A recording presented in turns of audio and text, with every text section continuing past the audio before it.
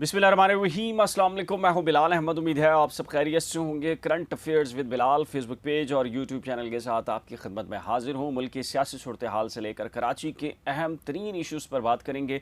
बानी MQM ने supreme court के एक जज का नाम लेते हुए उनसे शिकवा किया है और हवाला दिया है लाहौर हाई कोर्ट 2015 के फैसले का। इसके साथ ही MQM पाकिस्तान PTI में क्या चल रहा है, गुज़िश्ता एक दिन में अंदरूने खाना कितनी मुलाकातें या राब्ते हुए हैं और वफाकी सतह पर जो PTI ने ऑफ़र की है उसको क्यों ठुकराया है PTI कराची की क़यादत ने और उसके बदले में MQM पाकिस्तान ने क्या जवाब दिया है, इसकी तफसीलात भी आपके सामने रखूँगा। इसके साथ ही एक अहम इशू मरदमशुमारी कराची की रेड लाइन तस्वुर की जाती है और तमाम ही सियासी जमातें इस पर बात कर रही हैं।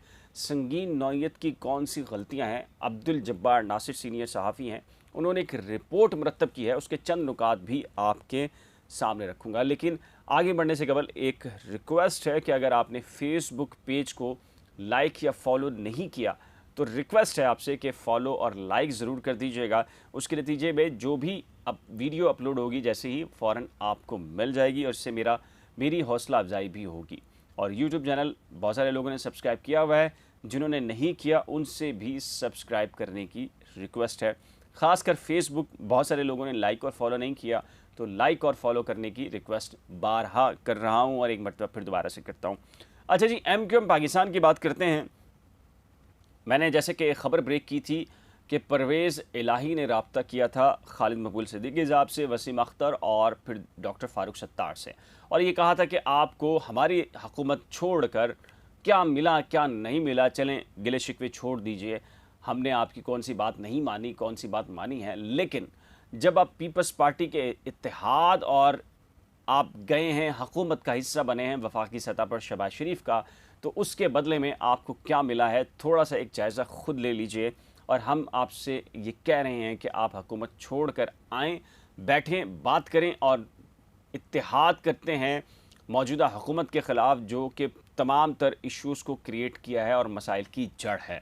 इस सिलसिले में जो MQM की ये लीडरशिप थी जिनसे रब्ता हुआ था, जिसमें डॉक्टर फ़ारूक सत्तार हैं, वसीम अख्तर, खालिद मकबूल सिद्दीकी साहब, इन्होंने ये कहा कि ये इशूज़, ये मामलात और ये जो ऑफ़र जो की है PTI ने आगे बढ़कर आगे इशूज़ पर चलने के हवाले से वो राब्ता कमेटी में रखेंगे।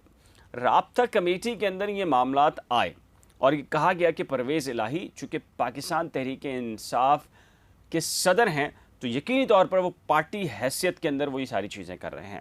लेकिन राब्ता कमेटी में क्या हुआ, इससे पहले PTI कराची की क़यादत को, राजा अज़हर हों या दीगर क़यादत हैं, खुर्रम शेर ज़मान हो, जैसे ही इनको ये पता चला कि वफाकी सतह पर PTI की क़यादत ने MQM से रब्ता किया है, तो इन्होंने फ़ौरी तौर पर शाह महमूद कुरैशी और दीगर जो क़यादत है उनसे रब्ता किया वफाकी सतह पर और ये कहा कि ये क्या कर रहे हैं, MQM का मर्जर हो गया है। MQM माजी के अंदर भी प्रॉब्लम क्रिएट करती रही है, कराची शहर के हवाले से उनका इल्ज़ाम था और साथ में उनका ये कहना था कि PTI के लिए उन्होंने माजी में भी प्रॉब्लम क्रिएट की और फ्यूचर के अंदर भी करेंगे। और अब चूँकि मर्जर हो गया है तो MQM उनके लिए सियासी तौर पर एक ख़तरा है। तो आप किस तरह ये इत्तेहाद कर सकते हैं, किस तरह उनको ये ऑफ़र कर सकते हैं।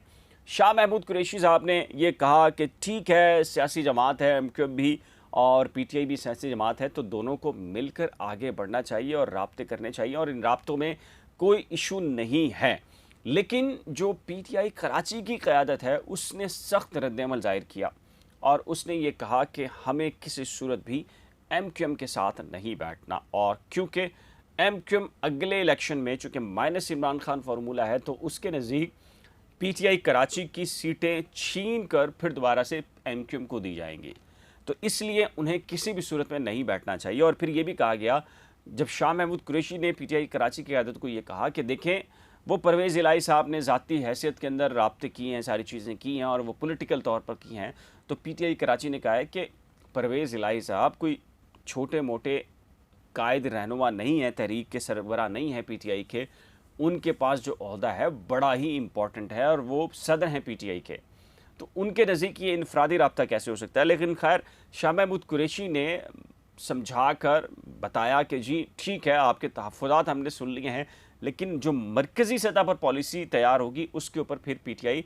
खुद फैसला करेगी। लेकिन जो पीटीआई कराची के तहफ़्फ़ुज़ात हैं उनको मद्देनज़र रखा जाएगा। लेकिन दूसरी तरफ राब्ता कमेटी में भी ये मामला आया और राब्ता कमेटी में भी डिस्कस हुआ कि जी परवेज़ इलाही साहब ने ये पैगाम दिया है और इस पैगाम के नतीजे के अंदर उन्हें अब क्या करना चाहिए, क्या स्ट्रेटजी होनी चाहिए। लेकिन कहा जाता है कि जी एमक्यूएम राब्ता कमेटी ने भी ये कहा कि पीटीआई से कैसे बात हो सकती है, क्योंकि पीटीआई वो जमात है जिसको 2018 के इंतखाबात में एमक्यूएम ये समझती है कि उसकी सीटें छीन कर ज़बरदस्ती पीटीआई को दी गई। अब अगर पीटीआई के साथ आगे बढ़ा जाएगा तो कराची के अंदर जाहिर है कि वो दो ऐसी जमातें होंगी जो कि स्टेक होल्डर्स के तस्वुर के ऊपर आएंगी। तो पीटीआई तो स्टेक होल्डर नहीं है कराची की। तो अब अगर हम इत्तेहाद करते हैं तो पीटीआई को यकीनी तौर के ऊपर यहाँ मकबूलियत में इजाफा होगा। तो हमें किसी सूरत भी पीटीआई के साथ खड़ा नहीं होना। यही वजह है कि फिर खामोशी अख्तियार की गई और इस मामले को बंद कर दिया गया है, यानी कि पीटीआई की इस ऑफ़र को यूँ कह लीजिए कि अमली तौर पर ठुकरा दिया गया है। एलामिया जारी नहीं हुआ लेकिन खामोशी अख्तियार कर ली गई है कि पीटीआई कराची की क़यादत के साथ नहीं बैठना। उधर से पीटीआई कराची ने भी ये कहा है कि जी उन्हें किसी सूरत भी एमक्यूएम की क़यादत के साथ नहीं बैठना। अच्छा जी, अहम मामला ये है, बानी एमक्यूएम ने, इससे पहले मरदमशुमारी के हवाले से बता दूँ जी, अब्दुल जब्बार नासिर ने यह कहा है कि एक रिपोर्ट जो उन्होंने कल शाया की है उनके मुताबिक संगीन नौयत के इंकशाफात हो रहे हैं, बेज़ाब्तगियाँ हो रही हैं और ये कहा जा रहा है कि वाकई मरदमशुमारी में कराची के बहुत सारे इलाकों को गिना ही नहीं गया, वहाँ अमला मरदमशुमारी का गया ही नहीं है। इस सिलसिले में उन्होंने कहा है कि जी जो हुकाम हैं उन्होंने कमेटी बना दी है और ये कहा है कि अगर इसमें इस नौयत की संगीन खामियां जानबूझकर पाई गई तो उस पर कार्रवाई भी अमल में लाई जाएगी।